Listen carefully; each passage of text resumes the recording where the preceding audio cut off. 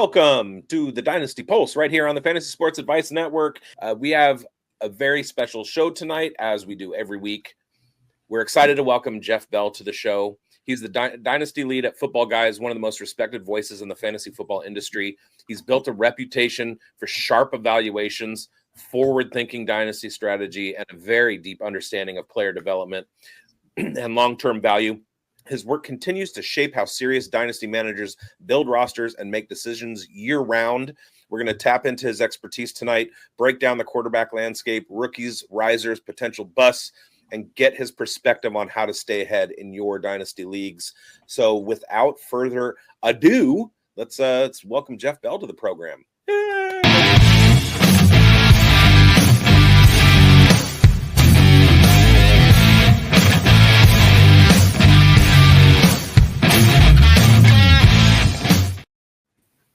Welcome, Jeff. How are you doing?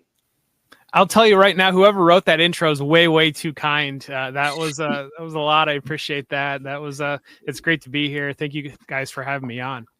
Mike likes to give all of the steam and all of the shine to everybody when they come on. Well, I appreciate that. But again, it was too kind. Thank you.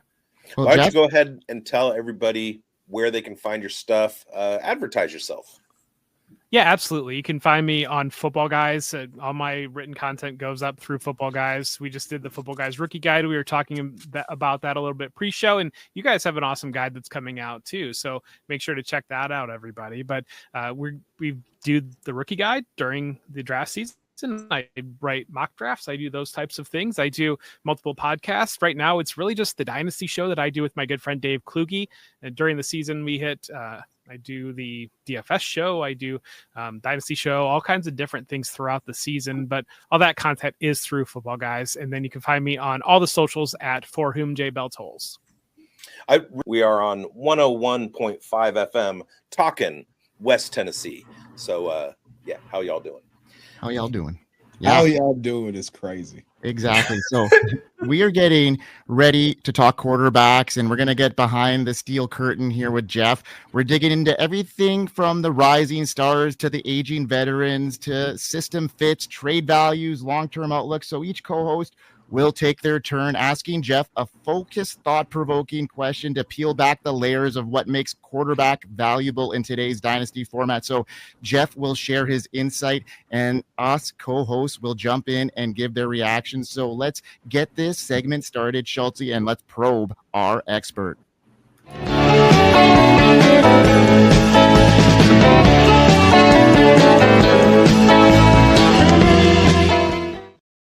All right, Chev, welcome to the show, buddy. How you doing tonight, man? Oh, if I was any better, I'd be twins, brother. Awesome. Well, you got a question for our esteemed guest? I do have a question for Mr. Jeff Bell. Jeff, Mr. Bell, I don't know what you prefer to be called by, Mr. Guru. That works, man. Guru expert. He literally put Jeff in his graphic. My name is Jeff. Make a good point. That's a good point. I probably could have just gone with the Jeff thing.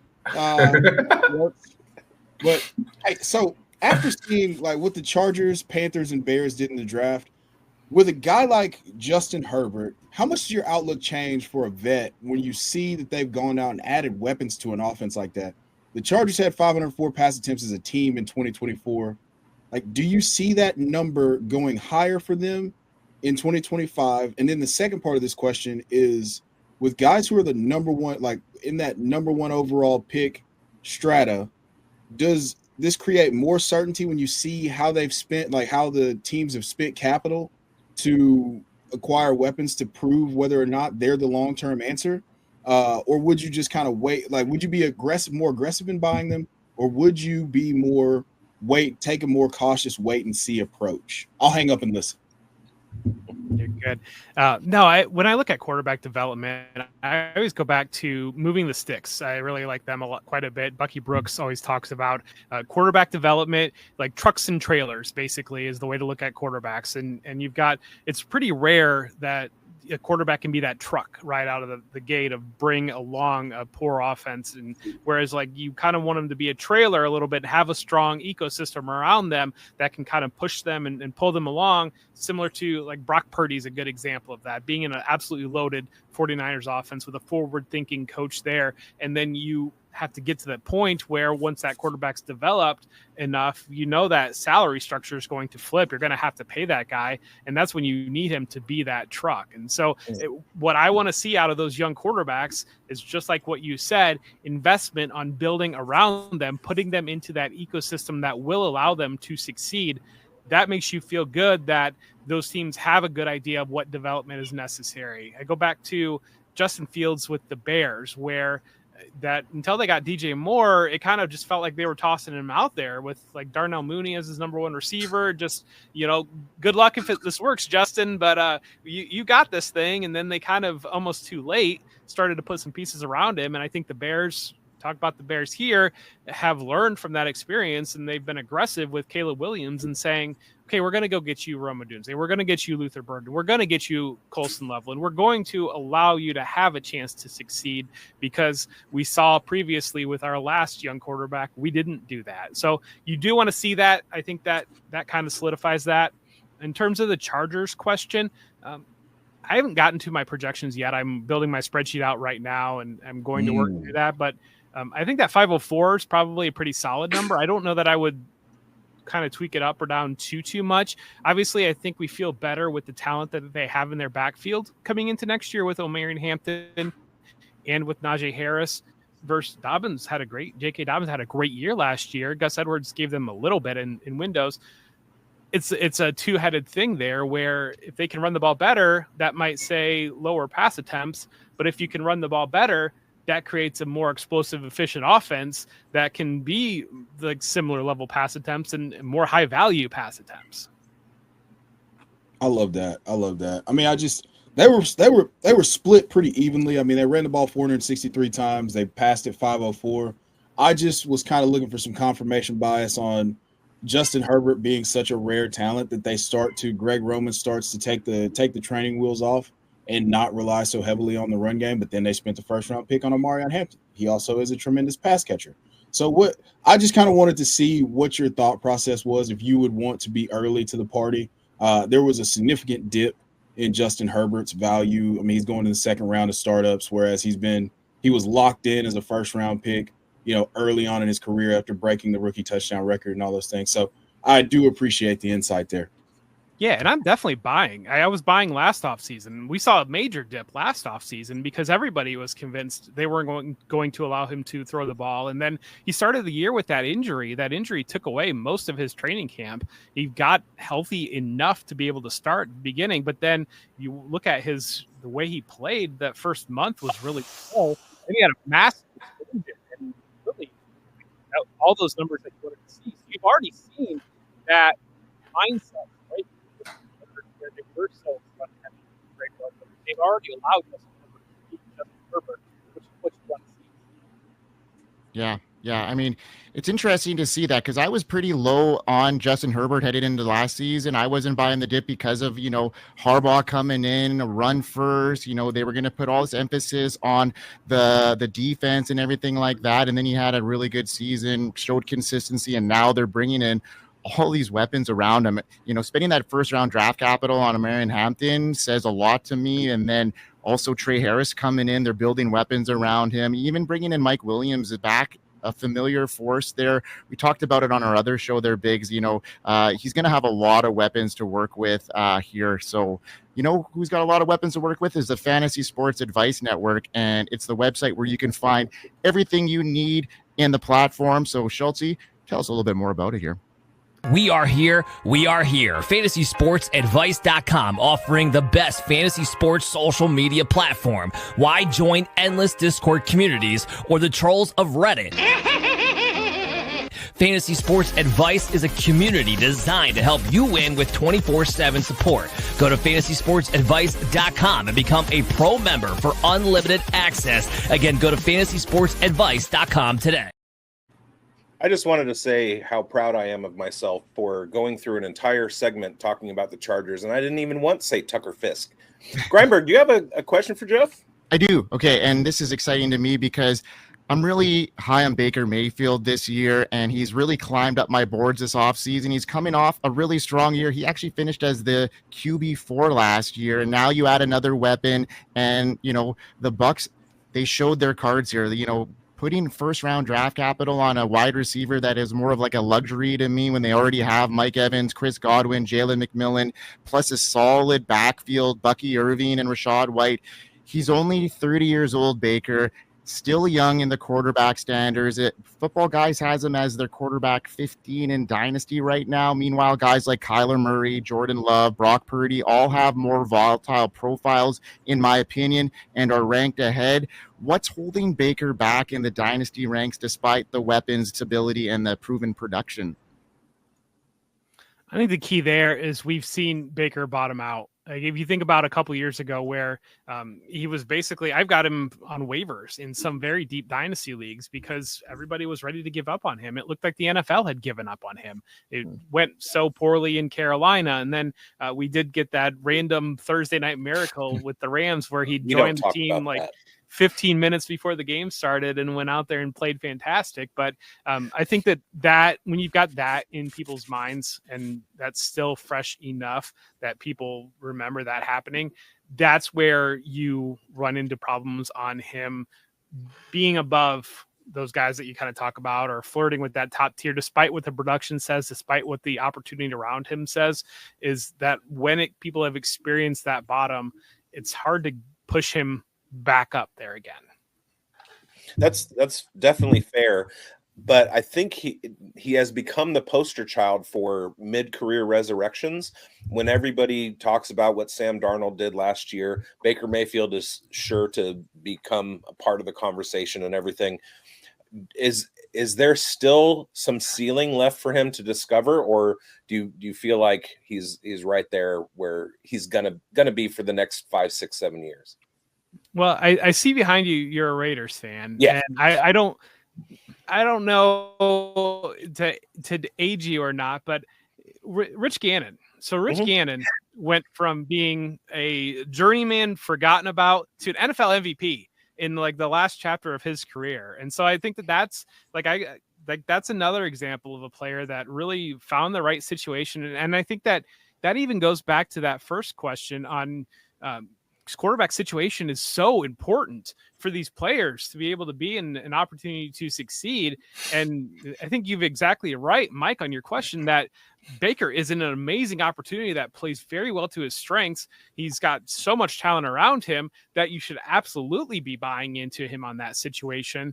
I think that the only reason why people aren't putting him above some of those other players is just because that bottom did happen. Yeah, and the thing is, too, is Football Guys has him as, I think, their quarterback 6 in redraft. So you guys are very high on his profile, his profile headed into this year. And it's just the dynasty thing where I see him, with the Kyler Murray situation, his profile is pretty volatile. So I just have him a little bit higher. I got him as a QB1 still in my dynasty ranking. So I just wanted to see kind of where your head was at and why you guys were a little less bullish on him as I was. And I do appreciate your measured discretion with the Rich Gannon talk. If I really wanted to date myself, I would say that Jim Plunkett was the first Raiders quarterback that I knew of. And he was a mid-career resurrection as well. He was absolutely terrible. He was an interception machine and went on to win 2 Super Bowls. So what are you going to do? I got a question also, and it seems very curt. It's not as flowery and wordy as the couple that you've had so far. And I'm going to bring up 3 quarterbacks who have all kind of their values have wavered significantly over the last couple of years. Are Caleb Williams, Anthony Richardson, and CJ Stroud the quarterbacks that we've seen or the quarterbacks that we think they are? So unwinding that a little bit, we've seen two different CJ Strouds, I would say. We saw rookie year, he looked absolutely fantastic. Last year, less so. They made a change. They changed their offensive coordinator. They tried to get him a little bit more weapons. So you flash back to the middle of the year when Nico Collins was injured after Stephon Diggs was out, and he was throwing it to John Mechie and Xavier Hutchinson. And I mean, guy had no prayer to be able to succeed in that situation. So I'm obviously wearing my Ohio State sweatshirt, but I'm sporting. I think that CJ Stroud, I feel better that he's more his rookie year than what we saw last year, and they're going to make sure that they see that.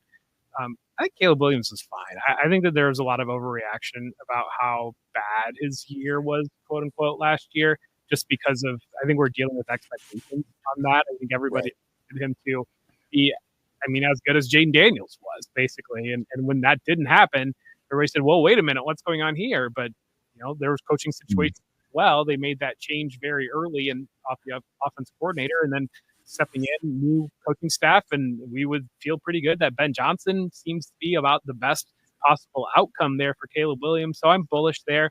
I think Anthony Richardson, injuries are a massive, massive part of that.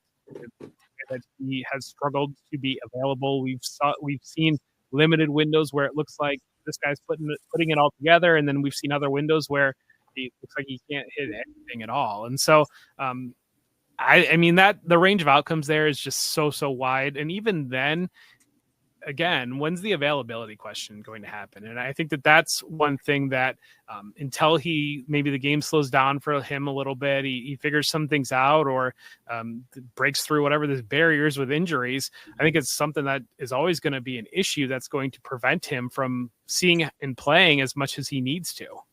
Do you think he's actually in danger of losing the starting job? Yeah, I absolutely think he's in danger of losing the starting job. They're going to Shane Steichen is not exactly the most secure job, I don't think. I know they flirted with the playoffs, but they lost that game to the Texans 2 years ago to lose the playoffs the last week of the regular season. So we've seen these opportunities, but they haven't really grab those. And so Shane Steichen is right there ready to be fired if they don't figure things out. And those types of coaches, that's when you see changes, and they're going to try to make sure that if Daniel Jones is the answer, whatever it is. So keep, trade, cut the 3. Good. Keep, trade, cut the 3. I'm going to keep Caleb Williams. I will trade CJ Stroud, and I will cut Anthony Richardson. There you go. Man, you love to see it. And with Caleb Williams next year, we see the ascendance in team pass rate per game. The Bears were 10th. Caleb Williams, it's kind of a hard thing for some people to grasp. Jaden Daniels can still be up here, and we can still be massively bullish on Caleb Williams. Yeah. While Caleb Williams may not hit that Jaden Daniels ceiling. So both can be true. So I'm with you on Caleb Williams. Love that. I'm absolutely cutting Anthony Richardson. You see how I feel clearly here. Daniel Jones, co-starting quarterback in 2025. I do want to get back to CJ Stroud, a huge winner from the NFL draft. And I like how you said it, Jeff. It's been a tale of two quarterbacks. We've seen two sides, and you agree towards the former, the rookie CJ Stroud. He ends up getting Jaden Higgins, got Christian Kirk there, Jalen Noel. You love to see Woody Marks even as a compliment. And I know, Chev, hey, never Woody, always Woody. We stay Woody. And we have great support. Last year it was Dell, Diggs, Nico, Joe Mixon, and Stroud all clumped together. Now we accordion out our ADP between Nico Collins all the way down to Noel and Higgins is so far spread apart. And you get that discount. It's a 5-6 round discount from last year. Joe Burrow and CJ Stroud have switched their ADP. So I love where you're at with the keep, trade, cut question that Biggs had. With Caleb and Stroud, you're going to get trade value for Stroud. You want to keep Caleb Williams because we believe in that ascendance. Doesn't have to be Jaden Daniels. And, of course, Anthony Richardson, you were alluding to maybe he can't hit the broadside of a barn. That's kind of what I was hearing. Now, question for you, Jeff, based on quarterbacks, just under 70 quarterbacks a year, each year start. Ray G has been talking about that a ton. With that in mind, what non-obvious starters come to mind that we should value in Dynasty Superflex leagues beyond QB32? So thinking of the highest priority backups we should have stashed, who are some of your favorite that come in mind? For me, there's Mac Jones, Kirk Cousins, Andy Dalton. I would say Daniel Jones, but he's not a backup. So who are some of those for you? I think you're in the right spot there. I think looking at two different directions there, either some of these mobile quarterbacks that kind of have that fantasy cheat code, like a guy like maybe Tyrod Taylor or somebody like that they get into the game and you know that you can pick up some of that. He's going to scramble for 30, 40 yards. That gives me 4 points there. Maybe he runs for a touchdown. Maybe he throws for 200 yards and a touchdown or two, but that sneaks you into that conversation of being a top 20 option or even flirting with the low end quarterback one. Or some of these quarterbacks, like thinking about like a Jimmy Garoppolo, where you've seen him be a starting quarterback. You've got Puka Nacua there. You've got Kyron Williams, Sean McVay coaching that team. Mac Jones is a call out there of you've got the situation here with the talent around him. Some of those guys that you've seen play before and seen some like competent and especially that are on stronger teams, or some of these guys that can be these cheat codes. I mean, Jake Browning, we saw him 2 years ago. Shout out like there was a little bit there. Scrambles a little bit. He's got Jamar Chase. He's got T. Higgins. I mean, really, if you're going that direction, you kind of almost a scattershot it just because you don't know who's going to actually get to play. I mean, Joe Milton's a great example in Dallas with CeeDee Lamb now with George Pickens, and he gets into the game. But kind of gambling on those two skill sets of either a scrambler or somebody that has some level of success that is put in a situation around them. Now, would you say, Jeff, like who are a couple quarterbacks that you can think of that in practice you have on some of your dynasty teams, maybe in the 6-point passing touchdown league? It's Joe Flacco. You were lucky to pick him up. Any guys that come to mind where you're like, hey, I'm stashing this player? I mean, Joe Milton is a guy that I'm not going to let go. Obviously, Daniel Jones, like you got the name there. There's a chance he just wins that job outright. I mean, Sam Howell, we saw enough production out of him 2 years ago. It's kind of like Hendon Hooker. Some of these younger guys that, if Hendon Hooker's the quarterback for the Lions or Sam Howell's the quarterback for the Vikings, we feel pretty good about what Kevin O'Connell's done, having Justin Jefferson, the situation in Detroit. Some of these guys with younger that they spent some level of draft capital on, that's probably where I'm holding more than some of these other kind of dart throw guys. I can't let Jameis Winston go. Like, you just never will let Jameis Winston go, but kind of those guys. Exactly. I heard Tanner McKee. No, you didn't. Yes, I did. That was not mentioned. He may not have said it, but I heard it. I love that Chev immediately reacted to Coach's graphic. He does not want to see the Titans lose twice to Daniel Jones this year. Oh man, twist the knife. Ooh man. Hey, I've got a mountain for you to climb mouth first if you're going to start sassing my Titans. That's why you were upset. I love this question here coming from Coach, and it's a great conversation to have and it's something people don't talk about in dynasties, superflex leagues enough. Like, I mean, you listed it, Coach. Just under 70 quarterbacks a year are going to play, and you're going to find these dudes who are going to be critical spot starts for you, or you might be able to take advantage and flip some of these dudes and get something in return. And I think it's a great conversation to have. The one thing I'm asking here is, we're talking about stashes. Do you consider Jalen Milroe a stash at this point? Because if something happens to Darnold here, like my gut's telling me this dude's going to go nuts on the ground. Yeah, absolutely. I mean, I see him. He's going in the second round of every Superflex rookie draft that I've done so far. So it's like almost even above a stash. It's just, I feel like there is a segment out there that is convinced that Sam Darnold has already seen the ghost, and we're not going to get real Sam Darnold because he was so bad the end last year that Jalen Milroe is almost the guy already for some people in their minds. So I think you absolutely have to grab him. And one of the things there, having these rookie guys like Jalen Milroe, that makes nice on the taxi squad. And I mean, you got these deeper rosters where you got 28 plus players on. Those are deep enough that you probably can hold some guys. But if you kind of get any shallower than that, I mean, that taxi squad is great for that backup quarterback, because it's one thing with these running backs, that situation happens and you're plugging them in. Milroe's the type that if he plays, you probably want to get him in there and see. But some of these other younger quarterbacks, maybe like a Will Howard or something like that, where you're kind of like, well, if he is in, I don't know if I'm going to start him. Like, I can put him on my taxi. If it's worth playing him, all right, I'll move him off of there. But I think that that's one benefit you do get from the rookies, or depending on what your taxi squad rules are, from some of the younger players. But I mean, I remember plugging Jake Gluten in about 4 years ago in a Superflex spot, and I think he got me like -4 points. I remember who was the wide receiver for the Denver that started the game that everybody was like, I mean, it's a wide receiver playing quarterback. Yes, Kendall Hinton. And everybody's like, it's a wide receiver playing quarterback. You got to play him. And I think it was like -7 or something like that. So, I mean, there are some major bombshells and that's like, I would say to the original question, what players are you targeting? It's almost less what players are you targeting and more, I don't care about Jake Luton if he's going to play. So I'm just not worried about that one. Yeah. And the thing about these rushing quarterbacks with so much upside, especially like a Jalen Milroe, who the book is not out on Sam Darnold. We know he was, aligned last year with Kevin O'Connell, who has been the quarterback whisperer. He made Nick Mullins relevant for a stretch of games there. And Sam Darnold, not putting him down here, but we want to see what he can do as a starter in somebody else's offense. And there's an opportunity here where he may be pulled within, a short leash here, and that will open up Jalen Milroe, who some of the big name, scouts out there, like Matt Waldman, have compared him to like literally a running back. Matt Forte is one name that's been thrown around there. So a guy that is being drafted or being compared to the running back 2 of this class. He's got that kind of skill set.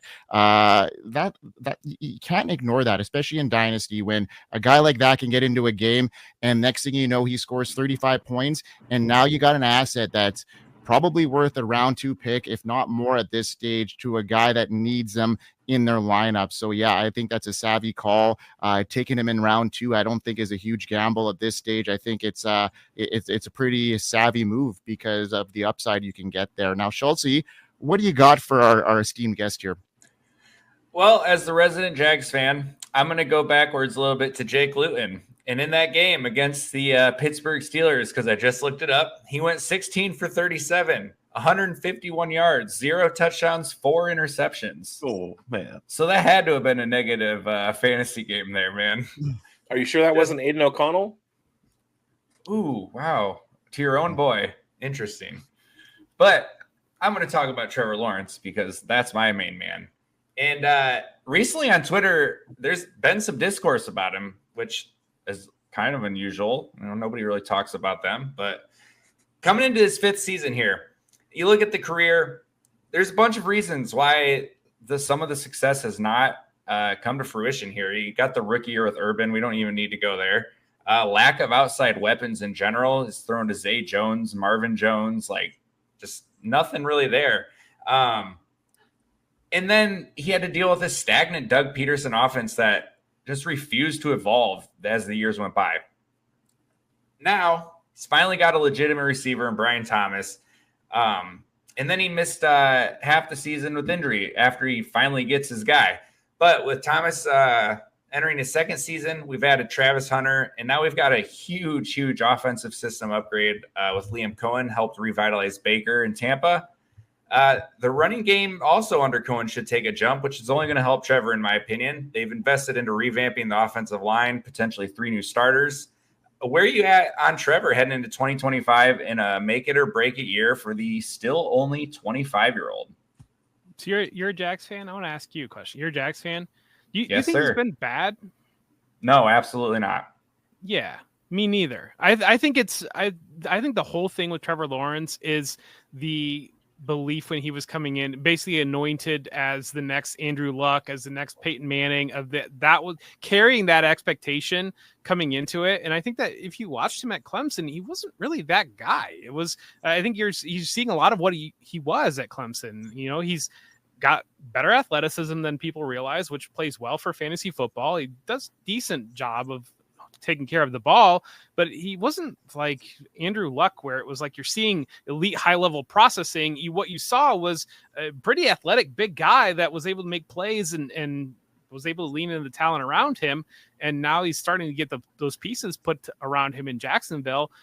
I don't understand because I agree with you. I don't think he's been bad at all. And I don't think there's any question about him being the quarterback for the Jaguars. I just think it's that a lot of where it comes out of in terms of Dynasty, in terms of fantasy Twitter, is they're not watching all those games. They're kind of hearing about these guys.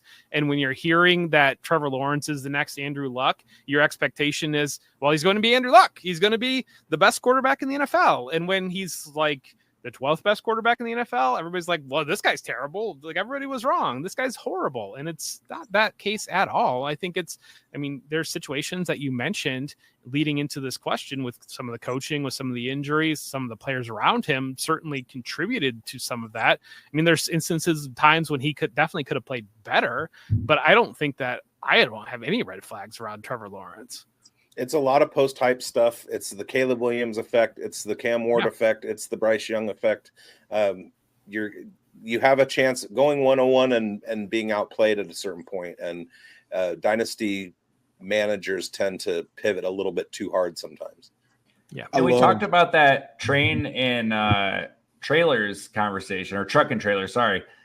They did the opposite with him, man. They tried to make him the truck right from the get-go. And just now entering his 5th season, they're finally building the ecosystem for him. Well, Urban Meyer wasn't trying to run an NFL offense. Urban Meyer is, I mean, again, wearing my Ohio State stuff. I have an Urban Meyer bobblehead over here because I'm thankful for the guy winning us a national championship. But at the same time, when he was at the Jaguars, I mean, the ego was way out of control there. And his offense was dated at Ohio State in his final days. To carry that into the NFL and pretend that you're going to run this JT Barrett type offense with Trevor Lawrence at the NFL, like, that's just not going to work. We've discussed Trevor Lawrence quite a bit on the show. Yeah, we've done Trevor Lawrence versus Brock Purdy. Now, from a tools perspective, he's got everything that you want. But to your point, Jeff, I think we set him up for complete and utter failure when comparing him to a guy like Andrew Luck, who ran the show. He did everything. He understood. He was setting protections as like a 19-year-old, which is almost unheard of.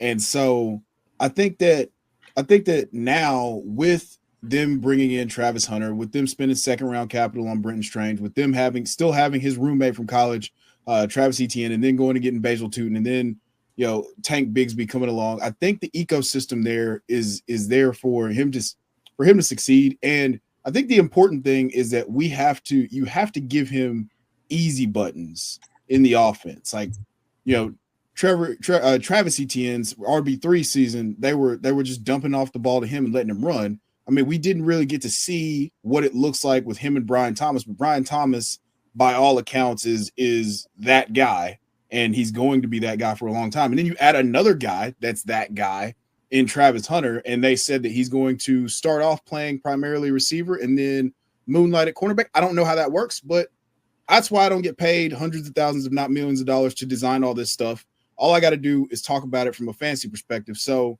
with Travis Hunter, Brian Thomas, Brenton Strange, the cabinet is full for Trevor Lawrence. So we're taking away all of the excuses, and he'll, if it works, we're talking about him being an absolute steal in drafts. I just did a startup where he's my quarterback too, and I'm thrilled about it because he does have that upside. He has more rushing upside than we would like to pretend that he has.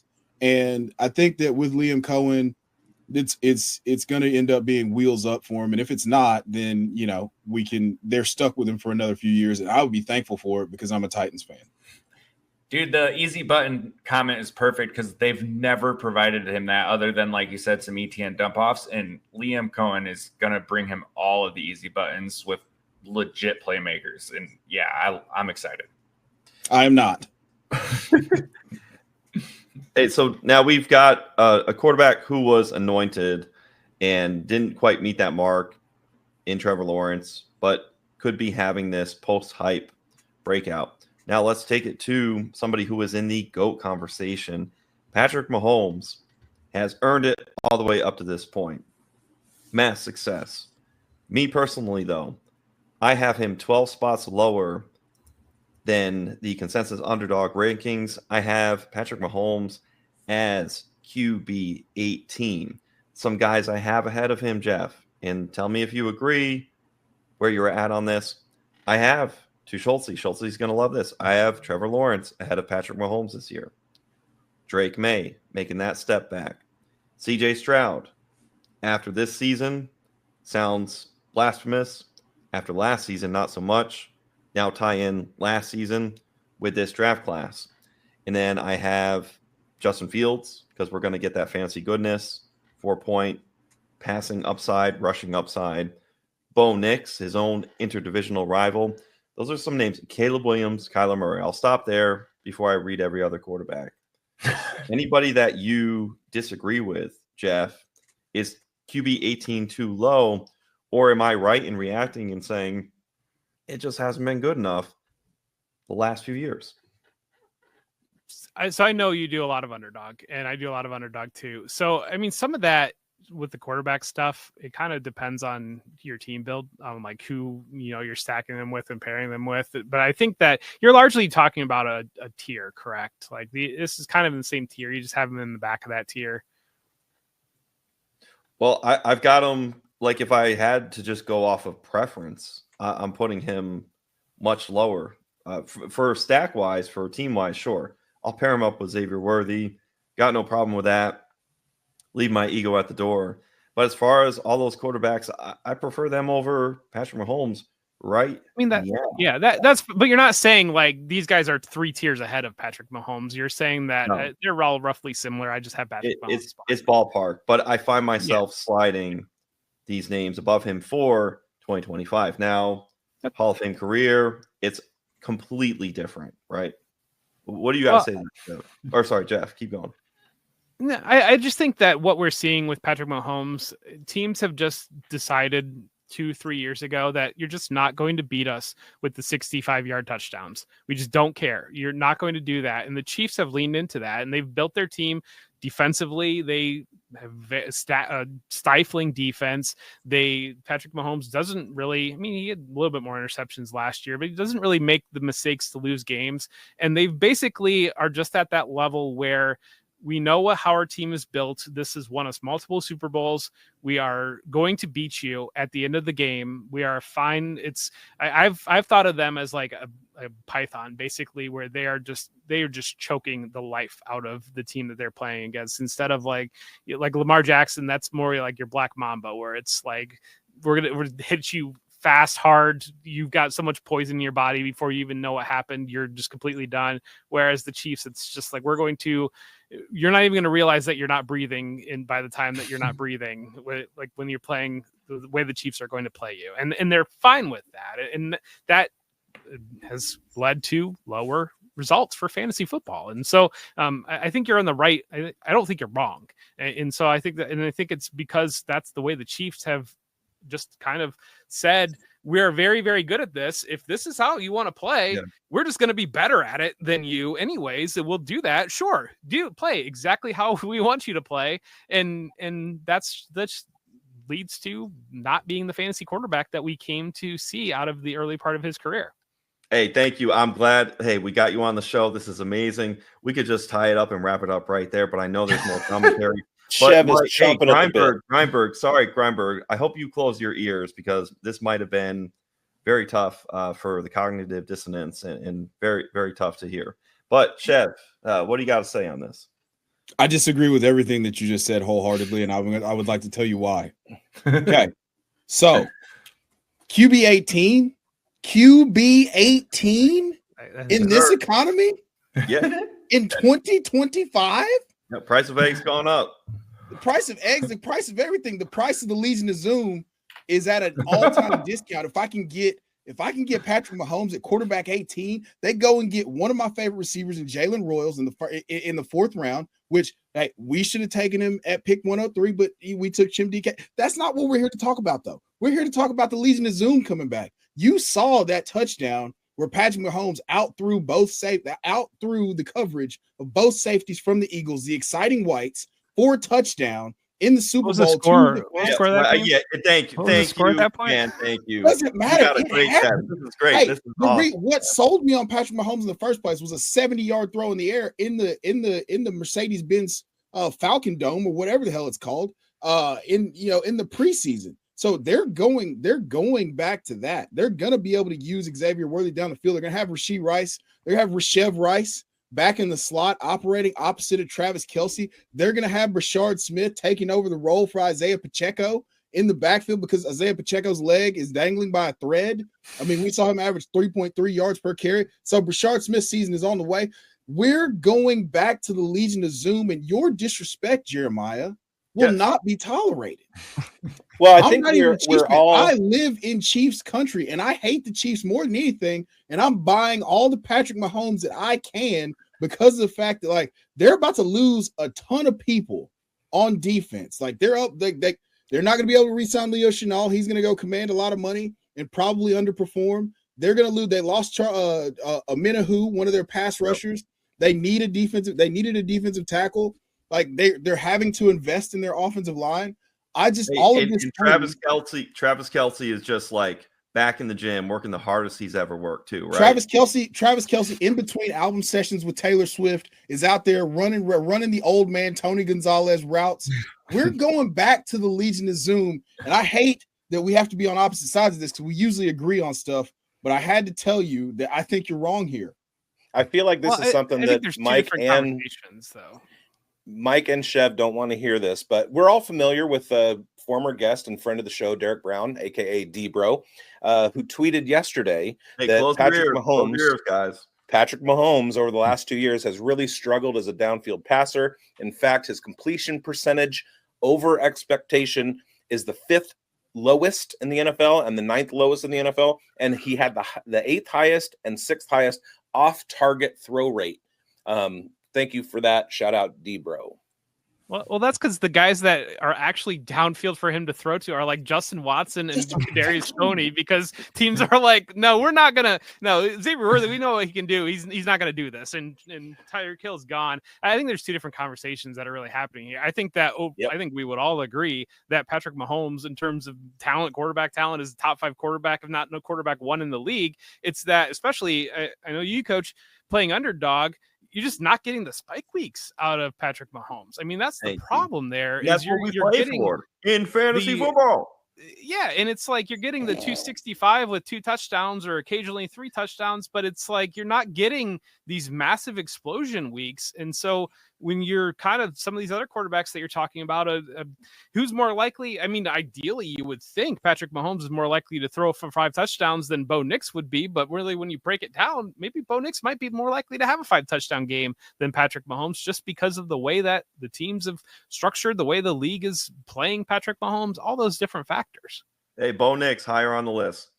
I think if we just temper our expectations on him as not being a top tier quarterback anymore is where we come more to reality here. I don't think he's a QB 18 by any stretch of the imagination. I think he fits in as a QB1, low end QB1 at the tail end of that, maybe QB 12, 11 type scenario, especially in Dynasty. That's what we're talking here, guys. He's still got a long-term career ahead of him. We know that he's there for the long haul. He's just getting a bunch of new weapons. They're getting younger on offense. Rashee Rice, Xavier Worthy, Royals. These guys are good. And he's set up for a long time as a decent floor play. I don't think he's ever going to hit those heights of, QB1 range ever again. But as a floor play, as my QB2 nowadays, I think that is a great play. And I'm willing to buy in this situation if people are steaming away at QB 18 and trying to sell a stock. Well, at 18, that would be a mid QB2. Mm-hmm. So what do you got, Chef? May I speak again? Yeah. Of course. So we're talking about him having off target rates with Justin Watson and Kadarius Toney, who we know every time he puts football gloves on, his fingers turn into Megan Fox thumbs. And we're talking about Patrick Mahomes. We're talking about Patrick Mahomes, a generational talent of generational talents, not being able to go back to being what we thought he was. What the 5,040, he did it twice. He did 5,050 one time. Like if they have to go from being a boa constrictor to being a quick strike lightning offense, he spoke about this post Super Bowl. He said, teams have, over the course of the years, teams have just crept up, like, or sat back. And we just took whatever was available to us to keep the chains moving. And in the Super Bowl, you saw us have to throw the ball deep, out throw coverage. And we saw that he still has a very live arm. We went through this same thing with Tom Brady in Dynasty. There was a period of time where they were just completely devoid of weapons, where Tom Brady goes from the 50 touchdown season, he tears his ACL obviously the next year. And then when he comes back, it's just kind of a dip. And then, Gronk gets on the team, stuff starts happening. Gronk, and then, the other guy who had a very illegal side job, and Tom Brady comes back. And then they shift their offensive philosophy to just ball control to, hey, Tom, you control everything, go win the game. Mahomes has had that evolution, but the defense has been so good that they haven't had to do that. So for me, I think that the way that they drafted alludes to them returning back to their old ways, and they're not going to be able to pay everybody on defense, even though Steve Spagnuolo is a mad genius. They were one of the worst defenses in the NFL in 2022. We anticipated that happening in 2023. For the last 2 years, they've been one of the best defenses. And so, but the Piper, you got to pay the Piper. So they're about to lose some guys. That's going to cause a philosophy shift. And Mahomes is still that guy. All right. Don't forget Marquez Valdez-Scantling. Problem in the Super Bowl is they couldn't protect him. And so Exactly. it wasn't the Eagles. They just couldn't protect him. They had no answer for the Eagles defensive line. And if Buffalo had anybody on their defensive line, I think you would have seen a similar instance in that game. It's just Buffalo couldn't generate pressure. And then Kyer Elam had to come in because Christian Benford got knocked out. And for a quarter, Elam is out there looking like a deer on roller skates, getting just diced up for an entire quarter. And that really lost the game for the Bills. Yeah, it's real bad. It was very bad. I also hate the Bills, so I was glad to see that happen. Hey, so look, one thing you can do. You hate the Bills? Who hates the Bills? Come on. Right, yeah. Go on Spotify, Chev, and everybody here. You hate the Bills? And Janet Jackson, what have you done for me lately? Just play it a couple times and just think Patrick Mahomes. Biggs. Bro, we're old enough. You're old. You watched this happen with Tom Brady, Jeremiah. You watched it happen. I was just going to say, before the last shovel full of dirt falls on Mahomes' corpse, let's transition from a terrible downfield thrower to a really good downfield thrower. You got a chance to watch Chip Kelly's offense in action last year at Ohio State. He is now the offensive coordinator in Las Vegas. They went out and they made a trade. They grabbed Geno Smith, brought him over. They got a carbon copy almost of Jacoby Myers in a heavily blocking power slot in Jack Besh. They went out and they got the the ultimate Al Davis weapon in Dante Thornton. You already have Brock Bowers in-house. What do you see from Geno Smith? He's, over the last few years, he's got a ceiling of QB 5 in Dynasty and a floor of QB 13 when he's fully healthy. Do you think he slots in there, or do you maybe see some regression from him? Probably lean more on Pete Carroll being a little bit more of a conservative coach than Chip Kelly, really opening and going wide open, I think is what you're going to see. I'm leaning on, obviously, taking Ashton Genty 6th overall, leaning on Genty, leaning on Brock Bowers. I mean, we need to see something out of anybody beyond Jacoby Myers before we're really thinking that there's targets there outside of Bowers and Myers. So, I mean, that's the question there. Trey Tucker, a guy you haven't mentioned, I think he's the guy that really needs to maybe step up if you're going to have that downfield passing attack very, very quickly. But I think that Pete Carroll, I think Pete Carroll kind of wants to be, my guess is just given his history, wants to lean on that run, be a little bit more conservative, be a little bit more of let's take care of the football type of approach. Okay. I can see Genty getting like 350, 1 billion, like 400 carries this year and just being leaned on and just be like he could be the RB1 overall, and I wouldn't question that whatsoever just based off of the usage. Look at what Marshawn Lynch did as a Seahawk back in the day, and I just see a similar path for Ashton Genty. And I'm not I think Geno Smith can be a very serviceable QB2, round QB 18, if you will. Probably not as, see what you did there. Probably ahead of Mahomes at this stage, right, Jeremiah? But I mean, not quite there, but I see what you did. But other than that, but I see a very run heavy offense there from my outside perspective as a non-Raider fan. And if it is not a run heavy offense, if it surpasses 15th in team pass rate, he will fire them for philosophical differences, because we've seen it happen with 3 of his offensive coordinators in Seattle. That's awesome. All right, Biggs, do it like you always do. So good, man. I'm kind of proud because I just got my first share of Corey Bjorkes. Are you playing North Korean basketball or something? No, it's Fantasy Cares Eliminator. Corey, we're counting punter points. Yeah, Jeff, thank you so much for coming on to the show with us. It was awesome to have you here. Can't wait to have you again sometime really soon, and see you down in Canton. Well, up in Canton for some people. See you in Canton for the expo. Thank all of you guys for watching and for listening and all of that stuff. We hope you win. Jeff, you want to tell everybody where they could find you and all your stuff? Just step on my clothes. Thanks. You can find me at Football Guys, but why don't you guys tell people what you got with this rookie guy that you guys mentioned before the show? Yeah, absolutely. Well, we are about to launch our first rookie guide for the Fantasy Sports Advice Network. It's gone to the publisher, so we're waiting any day now for the ads to come out. And the 5 of us in this room, outside of you, Jeff, obviously, have worked really, really hard on getting this rookie guide out. We've prospected 50 offensive players, over 24 defensive players, from advanced analytics, scouting reports to fantasy outlooks. You're going to be able to find out where to draft them in Dynasty, where to draft them in redraft. And it's been a collaborative effort. We worked really hard on getting it out, and we're really excited to see the final product finally hit the shelves. It's been really good. Thanks, everybody. Appreciate everybody from tuning in.